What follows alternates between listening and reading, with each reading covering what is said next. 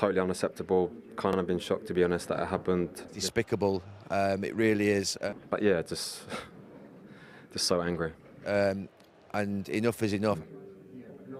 I just don't know what to say anymore. And the consequence of that should mean that person, you know, there is serious consequences for that individual. One game. We couldn't get through the first fixture of the new Premier League season without the beast of our greatest shame rearing its ugly head.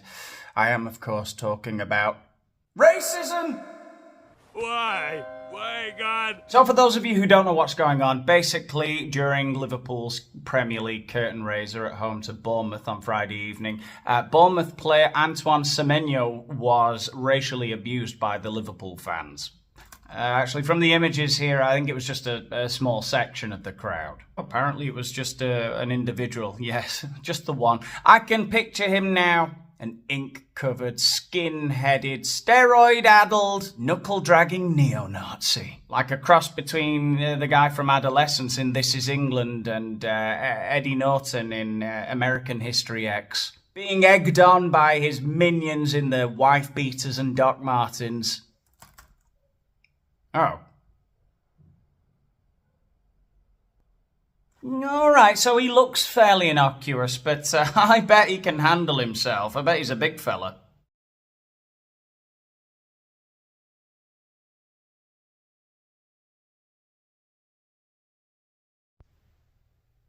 He's very disabled. Now, you're going to see some reactions in this video to that incident. And call me crazy, but I'm not convinced that what is essentially a tard spazzing out. I'm not so convinced that that is the damning indictment of the state of the nation that Gary Neville and co think it is. You can tell me where I'm going wrong. Let's take a look. Who's Daniel Boland?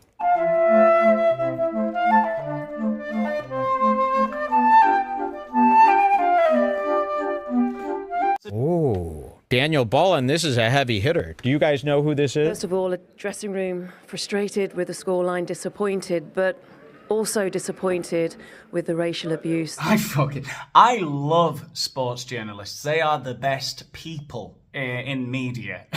A dressing room disappointed with the result, but also disappointed with the racial abuse. What do they say to the Shakhtar Donetsk players after they lose a game? A dressing room disappointed surely with the result, but also with the slaughter of your brethren. If Bayern Munich win a game, you'll be pleased with the result on the pitch, but perhaps not the result of Nazi propaganda. Also disappointed with the racial abuse that Antoine Semenyo received during the game. Yeah, just totally unacceptable. Kind of been shocked, to be honest, that it happened this day and age. It shouldn't be happening. I mean, I don't know how Ants played on, to be honest, and come up with them goals, and just it's totally unacceptable. And then just if anything, I just feel sorry for Ants in there. You know, he's a little bit down, obviously, and to carry on playing. Look, on a human level, I don't like people to be insulted. It's not nice to have some crazy person scream something nasty at you. And I'm going to say it, we have been conditioned in places like the UK to think that if it's a racial slur, it's the worst thing that can happen to anyone ever. All right? Now, I don't think that's the case. I think it's bad. I don't like it. I wouldn't do it. I wouldn't like to see it happening. However, I don't think it's beyond... Why are they amazed that he carried on playing? Because some absolute spaz rolled over to him and said, "No, whatever." It's weird. My reaction would be, "What the fuck? Get him out! What's he doing? He's mental. He can't be in here. He can't be in public." Just that, the feeling. How is he feeling down after that? That is not an indictment of society. That is not indicative of the way people behave. That's some lunatic. It was one lunatic. It will happen from time to time. It's just something needs to be done, and taking a knee and doing this is just, it's not having no effect. So yeah, we'll support him in there, and yeah, hopefully it'll be okay. Taking the knee is not having no effect. Hopefully he'll be okay though. Adam Smith there, the captain of AFC Bournemouth, not to be confused with the 18th century Scottish economist, the father of capitalism, Adam Smith, of course. Though I wouldn't mind picking this Adam Smith's brains on laissez-faire economics. Look, what do you mean it's having no effect? Nobody in society anymore says anything racist ever. There ain't no chance, nothing's happening. From time to time, in a crowd of 50,000 people, you get a lunatic like the fellow who wheeled his way over to Semenyo during that game and shouted some slur at him. It's going to happen. You cannot completely eradicate lunacy from society. Okay? It happens. I'm going to be saying this a lot throughout the video, so you better not say I'm repeating myself. Do not say I'm contradicting myself by saying lunatic, spaz, things like that, and insulting the other guy. The other guy sort of asked for it. If you behave like a spaz and people call you a spaz, you know, que sera, sera. Yeah, it's taken quite a while for the players to come out of that dressing room. I know that your manager has gone on to speak to Liverpool security as well, and he's gone back in too. When you talk about the goals that he went on to score, he didn't react. He showed great bravery, didn't he, to go on and do that? Yeah, I mean, to be honest, I wanted him to react because that's what I would have done. I would have gone straight over there, but... I would have gone straight over there. What? You'd have jumped the barrier and attacked the guy in the wheelchair? Really? Now, I'm going to go out on a limb here and say it's worse if you beat the shit out of a disabled person than it is for a disabled person who is clearly, you know, in the head and the legs, mental. It's worse to beat that person to a pulp than it is for them to say a word, you know? They're not in control. You saw him, he was like that in Semenyo's face. He doesn't know what's going on. Cuckoo. He doesn't know where he is. This just shows what type of man he is. To not react, even in the moment when it happened, not to react, to carry on. Then he reported to the ref, and then to come up with them 2 goals just shows what type of guy he is and the type of character he has. So, yeah, fair play to Ants. As captain, when Anthony Taylor came and spoke first of all to the 2 head coaches, but then players got involved as well, wanting to know what had happened. What was your... How did you feel? It's more angry, to be honest. Shocked. Obviously, I said to the ref, I just want him removed immediately. But he said we have to go through a process. The police will go and sort it. Oh, Adam is no fan of all that regulation and red tape, is he? I wanted him removed immediately, but then the ref explained to me that there's like this whole process and stuff. Bloody bureaucracy. Who does he think the referee is? The Penguin? Just get him, my boys, and they surround him, his goons, and throw the disabled guy out of the stadium. Yeah, there's a process, Adam. And to be fair, the Liverpool players were very supportive as well towards Antoine and the rest of the team. So I think it was handled in the right way. But yeah, just so angry. I can feel that coming through you, that emotion as well. Oh yeah, you could cut the emotions flowing forth from Adam Smith with a knife. Anyway, I think that's about enough of this volcano, this cascade of human emotion. Adam Smith, I need a bit of a palate cleanser. I need someone to bring me down from that level of emotion. Let's hear what Gary Neville had to say about all of this. Adam Smith made the point there, and Juliet picked up on it, that taking the knee, gestures, aren't having the effect of getting rid of this from the game. Well, don't be such a negative Nancy. Hold your horses. You say that taking the knee has had no effect. Now, we all know before they started taking the knee during COVID, we all know that every single person in the crowd was just shouting, N, every time a black player went anywhere near the ball. And since then, we've now got to a point where 40-odd thousand people at Anfield the other night, and it was just one, let's face it, fairly below average member of that 40,000 plus crowd. One of them said one word one time. Now, I think we're this close to eradicating it, you know?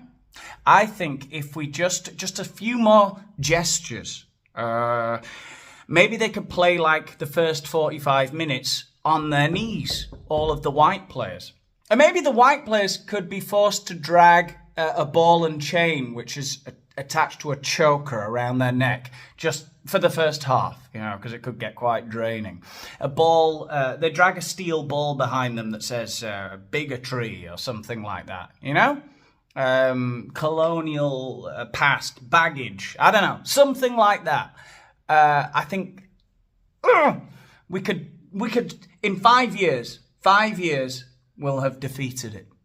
Is reporting the incident and, more importantly, following that up with swift and correct action the answer to trying to get this out of the game, at least out of the stadiums?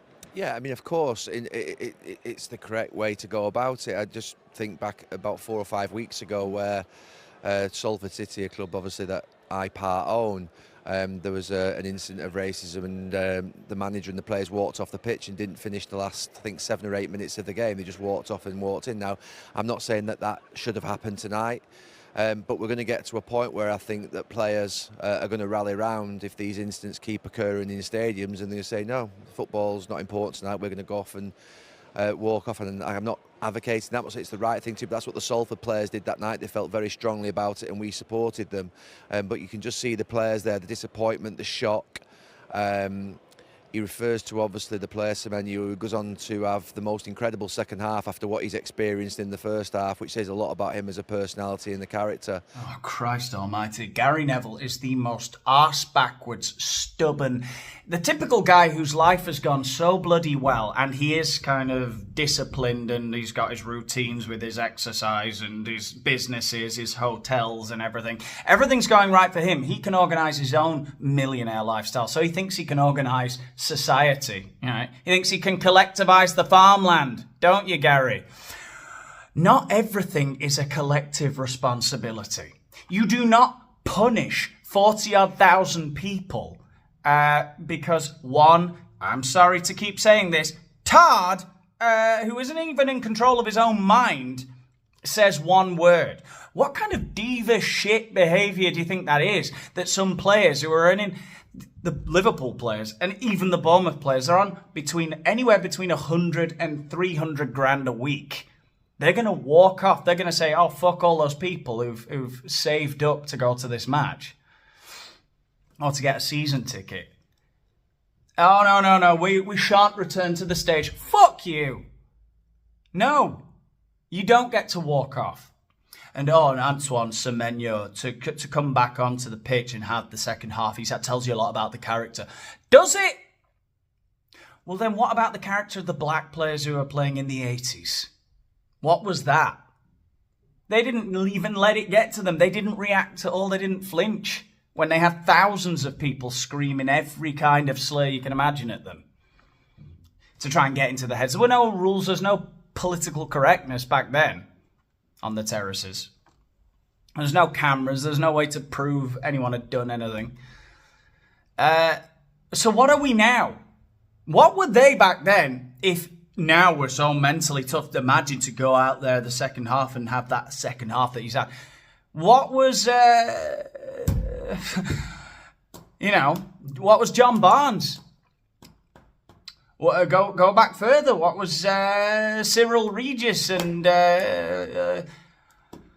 Laurie Cunningham? What were they? Machines. And I've spoken about this personally before, where I was witnessing players getting racially abused in stadiums.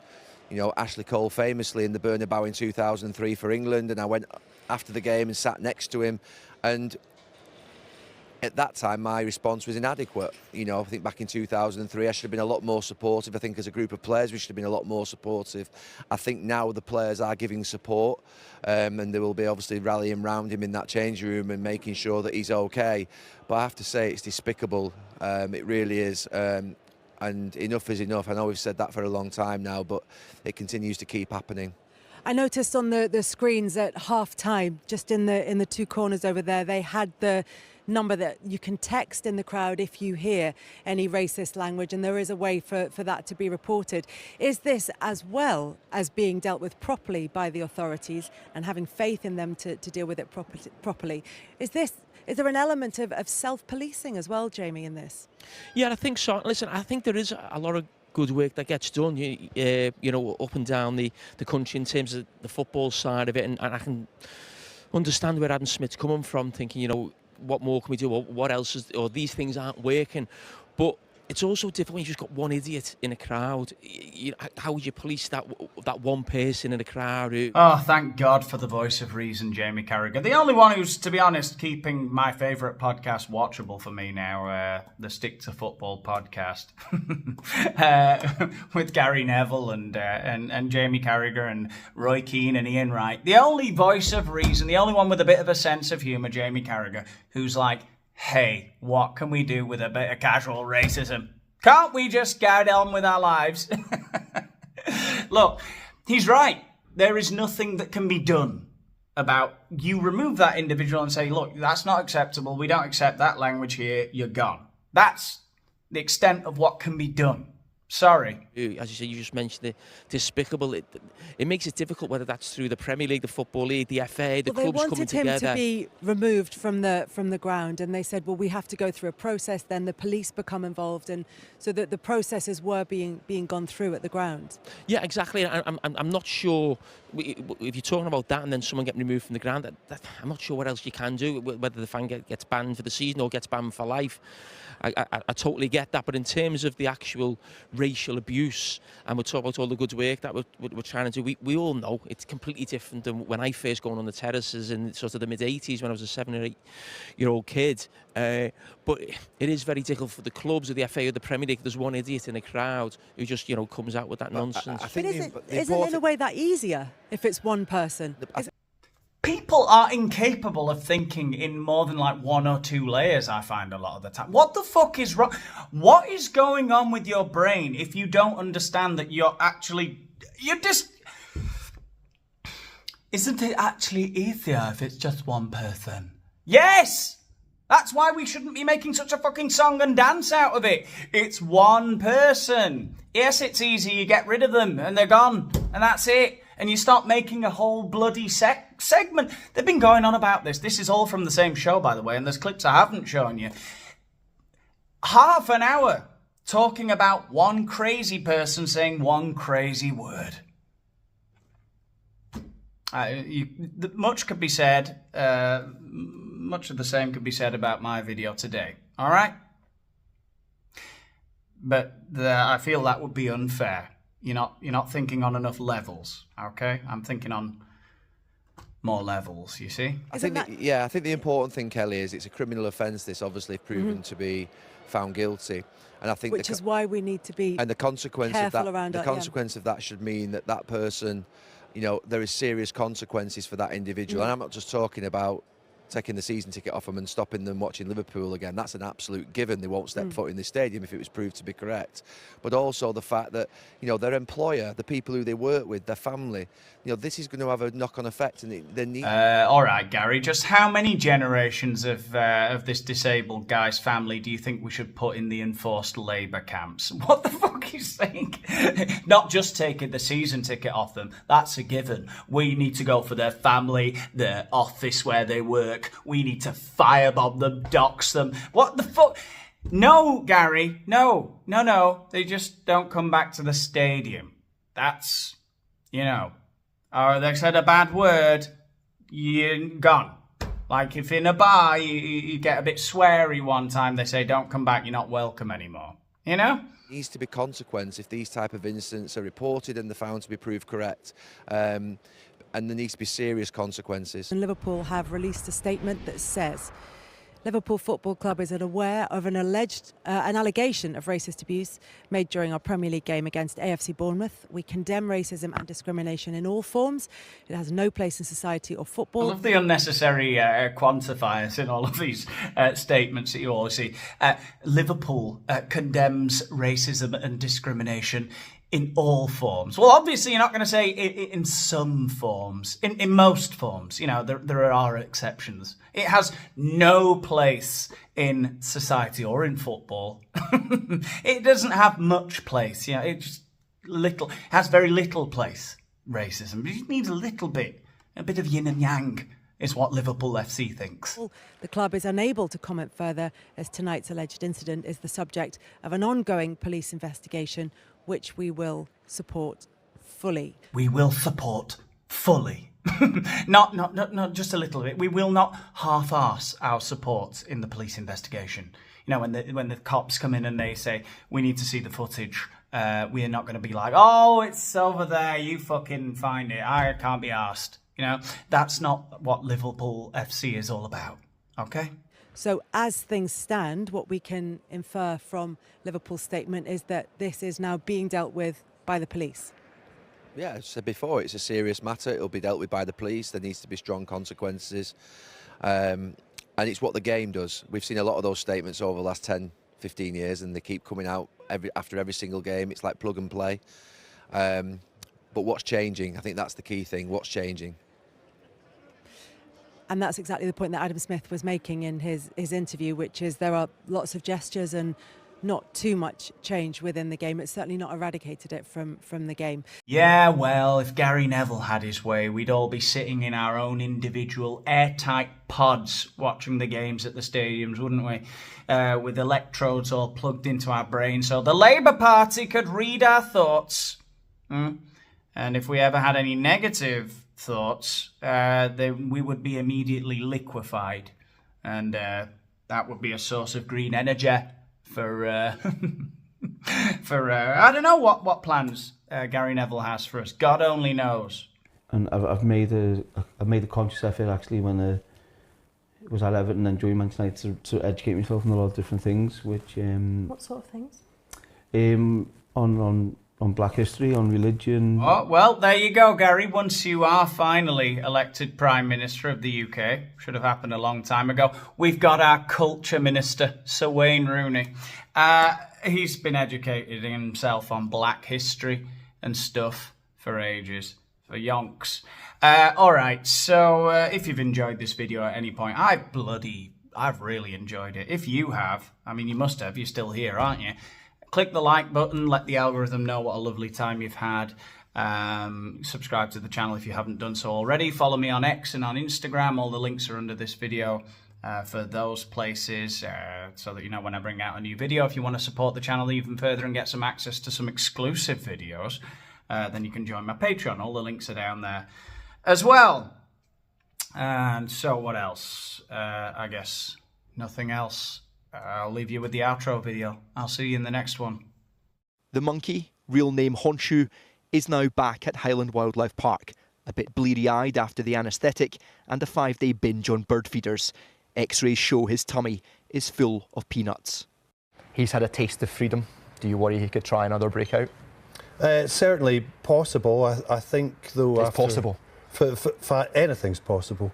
After 5 days in the Highlands in winter, I don't think he'll be too inclined to try it again. He must have some stories to tell his pals, won't he? He can't speak.